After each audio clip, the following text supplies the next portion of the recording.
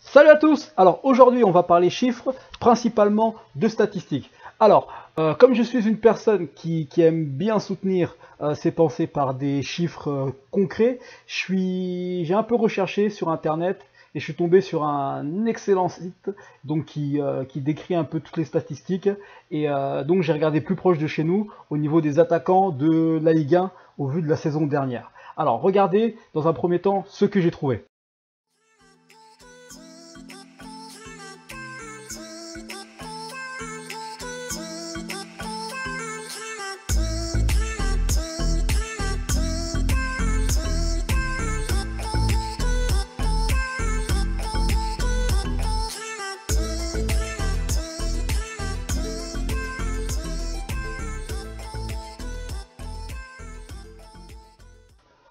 Donc comme vous avez pu le voir, cette stat, elle est vraiment très parlante et très pertinente. Autant des fois, il y a des statistiques qui veulent tout dire et rien dire en même temps, mais celle-là, elle est vraiment, je la trouve vraiment très pertinente. Alors en quoi cette stat est très pertinente pour nous les attaquants? Tout simplement, au niveau des séances d'entraînement, on va mettre vraiment le focus et on va vraiment accentuer sur un travail dans la surface de réparation et au niveau également des zones de travail dans lesquelles on va accentuer le travail et surtout augmenter ce niveau de concentration.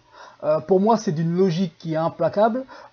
Comme exemple, je prendrai pour ceux qui connaissent le basket, est-ce que vous demanderiez à un pivot de faire durant son entraînement des shoots à 3 points alors que son rôle en match consiste à prendre des rebonds et surtout à marquer dans une zone qui est proche du panier?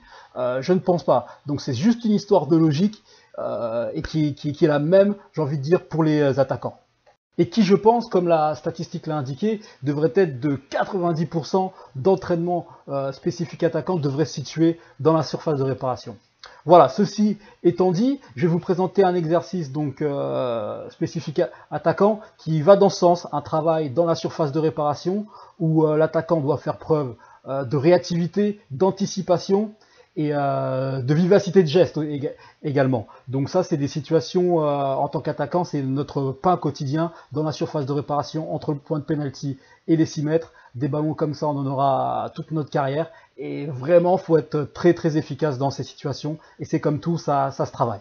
Voilà, assez parlé, bon visionnage.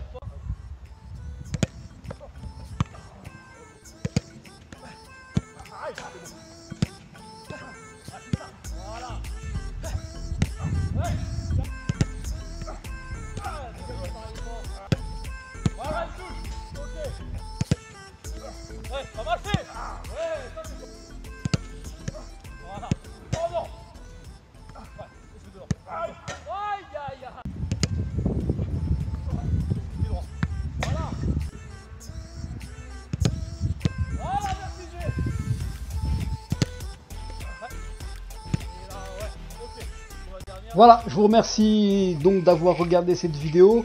J'espère surtout que vous avez compris l'idée derrière ce travail et derrière surtout la statistique que je vous ai montrée.